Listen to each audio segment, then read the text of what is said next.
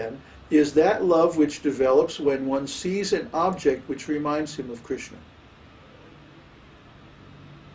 Is that clear? No. It's not clear. Basic. Basic means love of Krishna. Impelling means love of Krishna's devotees. Which remind us of Krishna. Right, that which reminds us of Krishna. When we see Krishna's temple, when we read books about Krishna, when we see Krishna's devotees, when we see, let's say, some ritual or like a kirtan or an arti ceremony that reminds us a picture of Krishna, when we hear Krishna's name, see, all these things remind us of Krishna. So this is the love that we feel. I remember going through India on the trains and seeing peacocks. I mean, all over North India, there were peacocks everywhere. Although there were 20 years ago. I don't know how they're doing these days. But there were peacocks everywhere. You would just go on the train and you would look out in the forest, or you'd see cows. You know, those beautiful white cows that are everywhere in India. And every time I would see them, I would feel like, oh, Krishna, you know. So this is impelling, ecstatic love.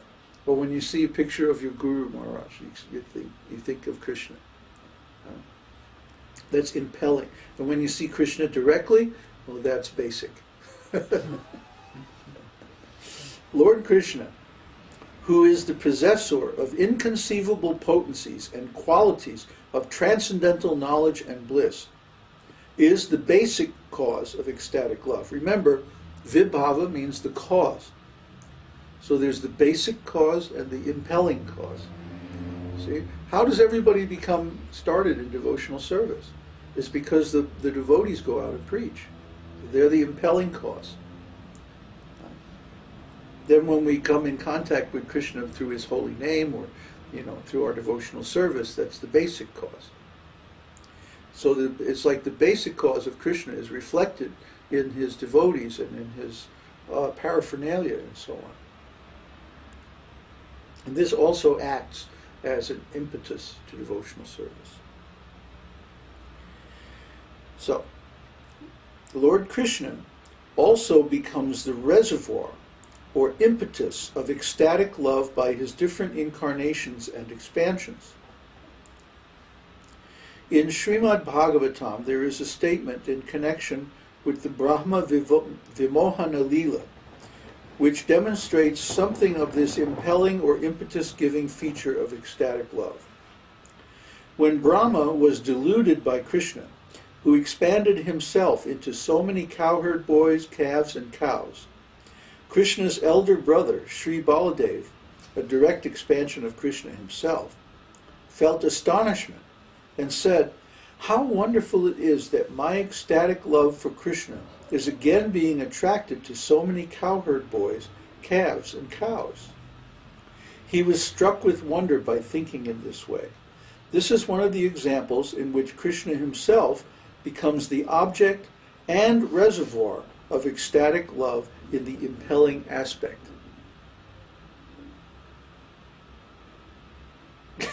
Got it? Not quite. You want me to explain it? Yes. Okay. You know the story? Yes. Okay, the story is Lord Brahma wanted to test, is this cowherd boy really the Supreme Personality of Godhead? So he stole Krishna's cowherd boy friends and his calves, and he put them in some other dimension or something. And then he came back after a single moment. But a moment for Lord Brahma is a year on planet Earth. So Brahma came back after a year, and he expected to find Krishna going, "Where's my cowherd boys?" Right? But instead, he saw Krishna surrounded by his cowherd boy friends and the calves as usual, like nothing had changed. And Brahma goes, "Well, wait a minute. I know I took those cowherd boys and calves and put them away somewhere. Now, what's going on?" Right? So he came down and he approached Krishna. And then Krishna showed him, actually, all of these cowherd boys and calves were expansions of himself. And he expanded them and withdrew them several times. And he showed how they were actually Vishnu the expansions. So, Lord Balaram actually was the only person who guessed what was really going on before Lord Brahma came. He was looking at this. The incident was that Krishna and Balaram and the cowherd boys were out in the pasture, and they were, taking care of the calves, as usual. And on top of Govardhan Hill, or on the side of Govardhan Hill, the cowherd men were taking care of the cows and the bulls. So all of a sudden, the cows and bulls saw their calves, and they completely disobeyed the cowherd men, and they came running down the hill, and they were like rubbing up against their calves and licking them and everything. And then the cowherd men came down the hill all angry, like, "Hey, why are you running down the hill?" They're not supposed to do that. But as soon as they saw the cowherd boys, immediately their hearts were melted, and they started embracing their sons and rubbing their heads and stuff like that. So Balaram was looking at this and thinking, wait a minute, this doesn't usually happen like this. It's like as if they're loving their own kids as much as they love Krishna. Oh, I get it. The kids are actually an expansion of Krishna. Ha! And he went privately and said, "Hey, Krishna, did you expand yourself as those cowherd boys?" And yeah. So Krishna told Balaram, but he didn't tell anybody else. And a whole year passed like that. And then, of course, when Brahma came, he restored the original cows and calves and cowherd boys. So a year later, after all this happened, the cowherd boys came home for the first time, and then they told the story of the Aghasura demon, which had taken place in the same day that Brahma came and took the calves and cowherd boys. Okay, so now how does that fit with all this vibhāva stuff? Okay. Krishna, of course, is the cause of the devotional service of the residents of Vrindavan. The cows, the calves, the cowherd boys, the gopis, all the residents of Vrindavan love Krishna more than they love even life itself, or to speak of their family members and stuff like that. So Krishna is the basic cause, the basic vibhāva of their devotional service.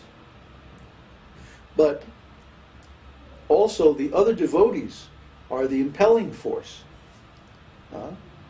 because all the devotees in Vrindavan love Krishna. So when one devotee sees another devotee's ecstatic love for Krishna, then he becomes enthusiastic and so on like that. But in this case, because Krishna had expanded himself as the cowherd boys and calves, when Lord Balaram saw the wonderful love between the cowherd boys and their parents, and the calves and the cows, he said, "Wow, these cowherd boys and calves are exciting the ecstatic love of these devotees, just like Krishna himself." You see?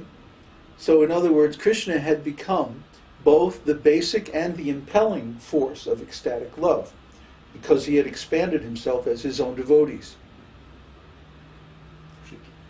Yeah, well, Krishna is kind of tricky. Śrīla Prabhupada says the object and the reservoir of love. Yes. The reservoir is Lord Balaram in this case? No, the devotees.